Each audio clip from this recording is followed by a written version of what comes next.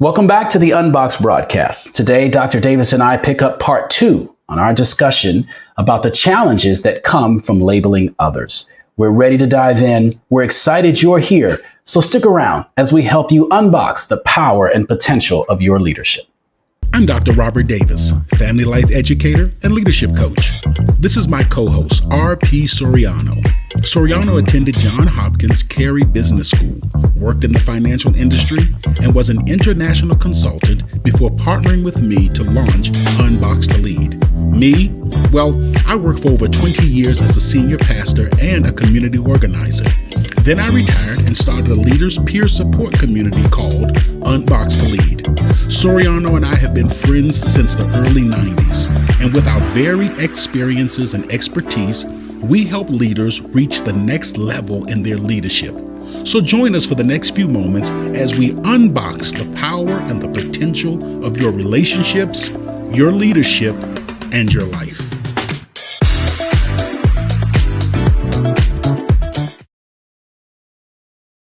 Yeah, I mean, it takes, I think relationships are very complex, and in order to manage those, you need good, strong strategies. And taking shortcuts, or just jumping into labeling, or taking an emotional approach, it just continues to exacerbate the situation. So there is a benefit to becoming educated and learning more about relationship systems so that you can better manage that. And ultimately, like we always talk about, is really managing yourself at the end of the day.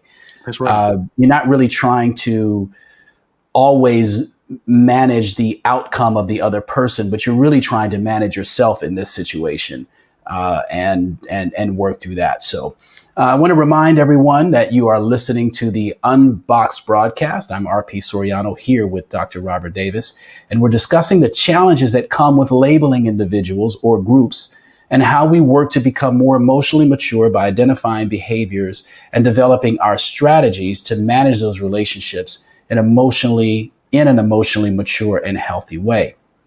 Much of what you've been discussing, Robert, echoes Step 7 in our ebook, 12 Steps to Becoming an Unboxed Leader. And that says, Step 7 says, I observe relationship processes and symptoms rather than thinking cause and effect and blaming others. So in the book, you describe relationship systems. What should leaders understand about relationship systems, especially in regards to labeling others? And I'm interested in how that contrasts with seeing relationships as cause and effect, because I think you hit on something good with this, that a lot of times in our relationships, it's all about cause and effect. But make that distinction about what cause and effect is, how that looks in a relationship versus to how a relationship system actually looks, once you understand that. Yeah. So when we talk about, and matter of fact, let me just read a quick quote from the book. This is on page 41 under Step 7. Rather than looking at the unproductive employee as the problem that needs to be dealt with, a better approach may be to ask questions like, what is going on in the system? So now we get into the whole thing about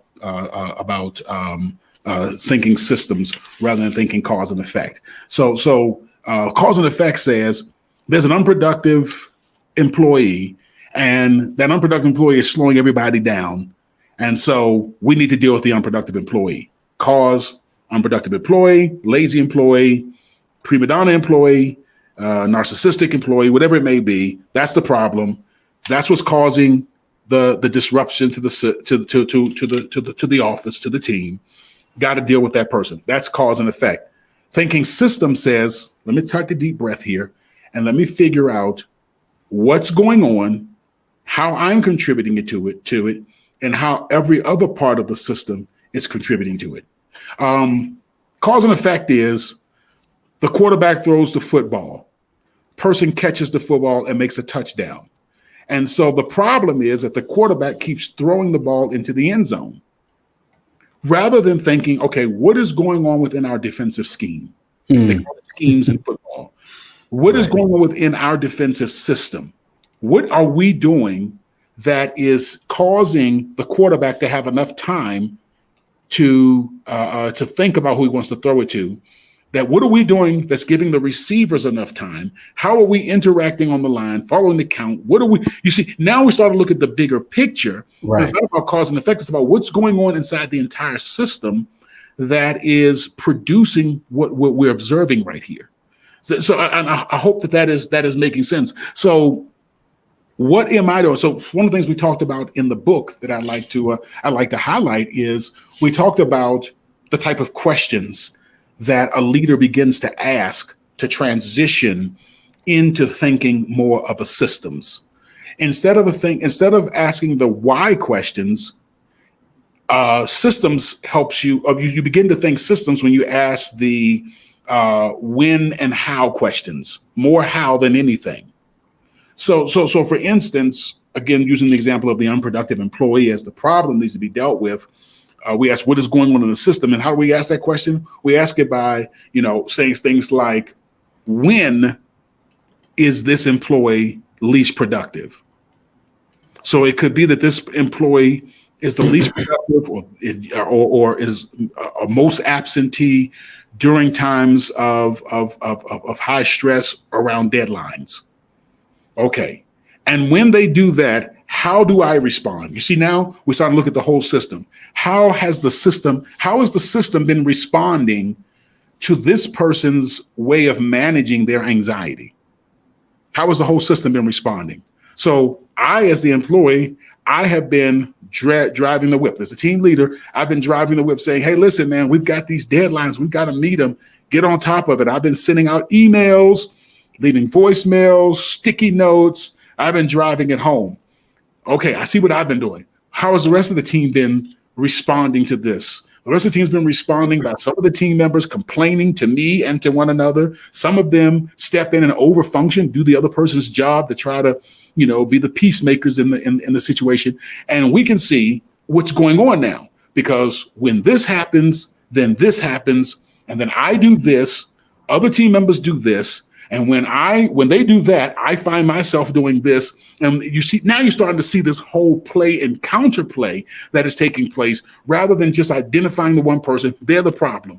And that doesn't, and when we say this, and I know I'm kind of going on here, so just jump in when you need to, but when we say this, that doesn't mean you don't hold people accountable. That doesn't mean that you don't let people go, that you don't fire people. What it means is you're learning from what's going on. You're becoming more solution-centered because you're observing what is taking place, and you're actually coming to a place where you can say, okay, this is what I'm doing. Maybe rather than when I notice that the individual is taking off always around these quarterly deadlines, they want to use their PTO and sick leave.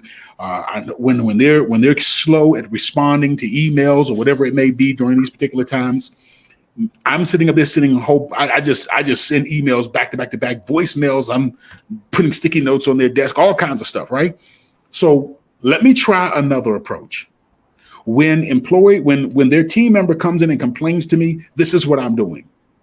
This is how I respond to the team member. This is what the team member. Let me see if I make some adjustments, because it's all about solutions. Let me see if I make some adjustments to my functioning, because I can only control my functioning. So what can I do to make some adjustments to how I'm functioning in this relationship dynamic? And I'm sure the listeners are tired of just hearing me go on and on, but this is very important as we think about it. This is what step 7 in the 12 steps to becoming an unboxed leader really focuses on. How do I develop the right questions so that I can see what's going on, the part that I'm playing, and how I'm interplaying with the rest of the team members to create an entire system?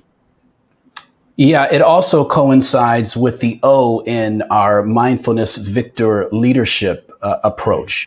And O is for owning, meaning owning your actions, understanding the role that you're playing in the relationship system, and being able to own that. That is a very challenging place for a lot of us to get to for a couple of reasons. The first reason, a lot of times in business, we'll say we're too busy for that. We're too busy to have to stop and do all of this evaluation. I just need to crack my professionalism whip and hold the person accountable because it's their job. They either do it and behave the way they're supposed to, or they get reprimanded, they get written up, or they get let go. And that's fine. I mean, that approach is how a lot of people, that's the approach that a lot of leaders and managers will take. The question that they ask themselves is, how much anxiety and stress are you experiencing in work and in taking that approach? What is that doing to you as an individual, emotionally, physically? What is the impact that is happening on your other relationships at home, friendships, whatever the case may be? Because this stuff doesn't happen in a vacuum. It doesn't happen in isolation. The challenges that you have with your relationships at work or in your personal relationships eventually speak, how you handle them is how you pretty much handle everything. And so you have to ask yourself, is my approach causing me all of this kind of stress? Is it time for me to start owning my actions? Is it time for me to take step 7 and realize that what is the part that I'm playing in this? And like I said, it's a hard step to get to. First, because a lot of times we think we don't have time to do it.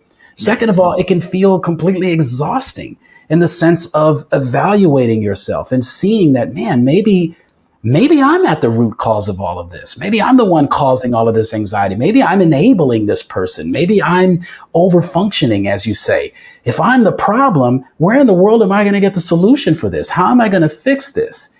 And I always say it's better to start making incremental changes, because you will start to see some improvements, than to sit back and let it continue to be, a problem. You used the analogy earlier about a football analogy. The defense, if they sit back and just say the problem is the quarterback keeps throwing it into the end zone and they don't make any changes, they say, well, it's too hard for us to make changes. It's too hard for us to run these different, to adjust to these routes and all of this kind of thing. Start making the improvements. And maybe instead of the team scoring 63 points on Sunday, maybe they only score 40. And you might say, hey, man, that's still too much. Yes, it is still too much, but it is progress. And it's better than just letting the same thing happen week after week after week after week because you just say it's too hard to address, than to start addressing and fixing it. So I'm sure people... Go ahead. When you think about systems as well, I'm glad you brought up that analogy of football again, because one of the things also happens with the defense is one person on the defense, or the defensive coordinator, that's the one who actually tells the defense which plays to run, they get blamed as being the problem.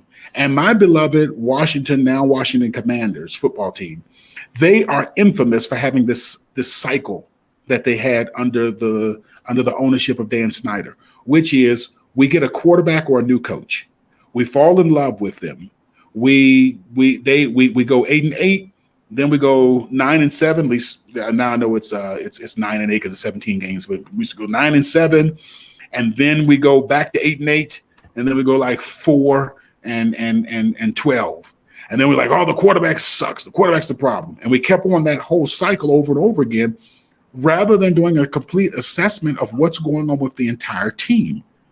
What is the big picture? Yes, we can blame the offensive coordinator, the defensive coordinator, the head coach, the quarterback. We can blame everybody.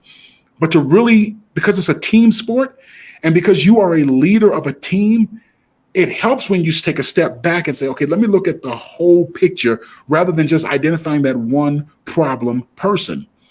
Again, you can't change that one person. Our Serenity Prayer 2.0, and I don't know if we still have it. If we do, I'd love to throw it up.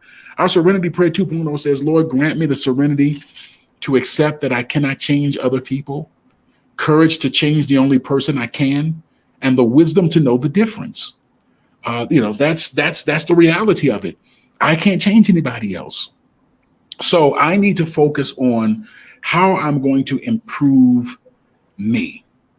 And again, there's times when it is necessary to let team members go. But even in that, I need to see, is it because I get highly anxious and that I'm spreading an anxiety through the group by sending out a bunch of emails? Are we getting highly anxious because I have that big meeting the last week of each quarter where on the Monday I bring the team in and say, okay, guys, this is it. This is the end of the quarter reports they're all due. Everybody come on now. Let's get our stuff in. We got to get it. How much am I spreading the anxiety by doing what I think may be a positive leadership strategy?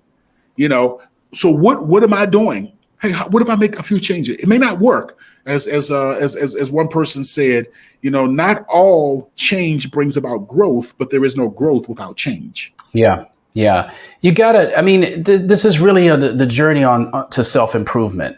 And you're not going to improve yourself without working on it and without being honest. That's also a part of, and I keep bringing this up because we've got a mindfulness course that we are getting ready to launch.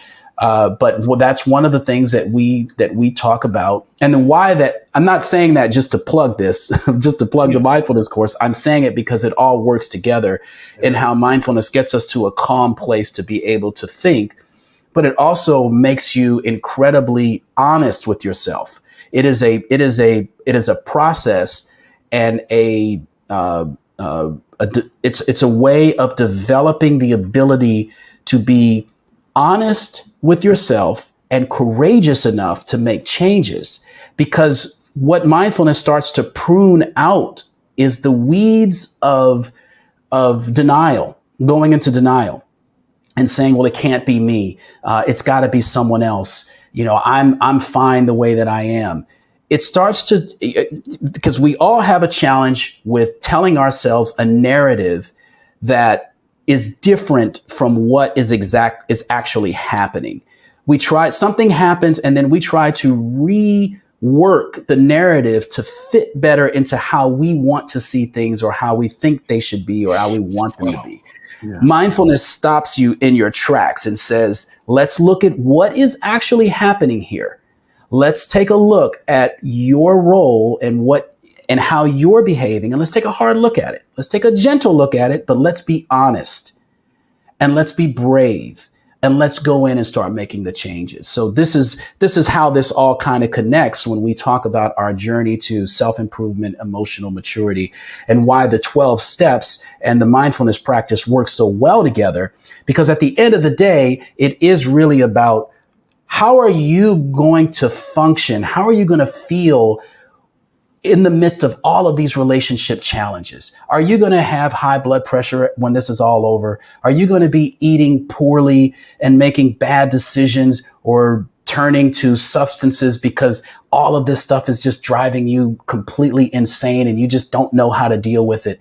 These are the things that we're really concerned about with UnBoxed to Lead, is the health and happiness of the leader. How can you be your best self? This is what drives us. This is what we're obsessed about. How can you be happy, healthy, less anxious, better functioning, not only in your leadership at work, but in your family life as well? One of the things, and you hit on something that's so important, which is it can be very daunting and overwhelming when you say, okay, how do I make these type of improvements and really put the spotlight on myself? But they're just little things. You and I took a class. I don't think we took it together, but we took the same class while we were in undergrad. It was by Dr. Shaw. Couldn't remember his name, but just came back to me. He taught a class on nutrition. You remember Dr. Shaw? I do remember Dr. Shaw. I do, yeah. And a lot of people who took his class were very discouraged. But it actually did the opposite. Dr. Shaw would talk about how we need to improve our health. He literally, each class was a condemnation on everything that I was eating, the trash. I was just eating garbage. Everything. I remember he would talk about the stuff that was in the school cafeteria. He really thought, I can never eat again. All I can afford is what's in the school cafeteria. I can't even afford that. I'm going to be paying. I can't even afford that, but I get it because I got a loan or financial aid or something, right? Yeah. That's how I'm being fed. What am I to do? Yeah, and he said something that was so profound one day in class, and I don't know how so many other people missed it.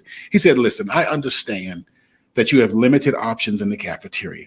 I'm telling you these things so that when you graduate and you're on your own, you can start making incremental progress towards living a healthier life and eating a healthier diet. Yeah. He says, you're not going to do it overnight. And man, when he said that, it just really encouraged my heart. It's not an overnight thing.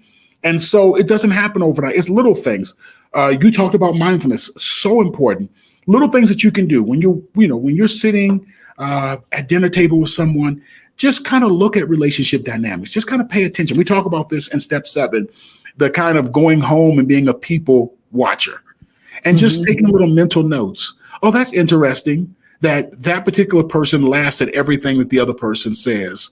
I notice that this person, when this person laughs, seems to be getting upset. You just kind of notice how that, when you're at a dinner, when you're with your family or wherever, just doing little people watching is a wonderful way to kind of get some of the skill sets without having to go deep into it, just kind of getting those skill sets, again, as you said, by practicing mindfulness, by just making journals of, hey, what happened today? Let me try to be as factual as possible, to sit down and to say, okay, here's what's going on. Let me kind of recap. Let me do a verbatim of what took place. This is something that psychologists and chaplains are required to do, is to do a verbatim of a conversation or a therapy session that they had and just kind of recount, this is what was said. This is what the other person said. This was their body position, kind of getting as factual as possible around what took place in the interaction. And those little things, as you have time,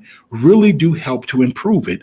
And so now, as I said, this is the best conversation I've ever had with my daughter, because now you can actually begin again to develop solutions. This is how I've been handling it. It hasn't been working. I'm frustrated. Let me take a deep breath. Let me be honest about what has happened. Let me be as factual as possible about what has happened. Let me see the part that I'm playing. Let me see how what I'm doing impacts others, including the person that is my real focus initially. And then let me come up with some additional strategies on how I can improve self in these relationships. That's really leadership 101. It is about creating the type of environment where we look at ourselves and say, what do I need to do to improve the overall culture, the overall atmosphere within this workplace? Yeah. I totally agree, man. I can't say any more. We should just leave it there. Only thing I would say is always believe in yourself. Always invest in yourself. Yeah. It's just keep plugging away at it. Try to become a better version of yourself. You'll never regret that. That's for sure. So let's leave it there. I think that's a good place to leave our show for today. We want to thank you all for joining us. Be sure to visit our website at www.unboxedtolead.com. Our show is produced by Bobby Davis Jr., marketing by John Sedano, and graphics by Damon Mace. For Dr. Robert Davis, I'm RP Soriano, and we look forward to seeing you again at the next broadcast, at the next Unboxed broadcast, where we help you unbox the power and the potential of your leadership. Be well. UnBoxed provides a full-service leaders peer support community that helps high-level leaders become more authentic leaders who build healthy workplace cultures and reach their personal life goals. To learn more and discover how we can take your leadership and your life to the next level, please visit our website at unboxedtolead.com. That's unboxed, 2, lead.com. Again, that's unboxed, 2,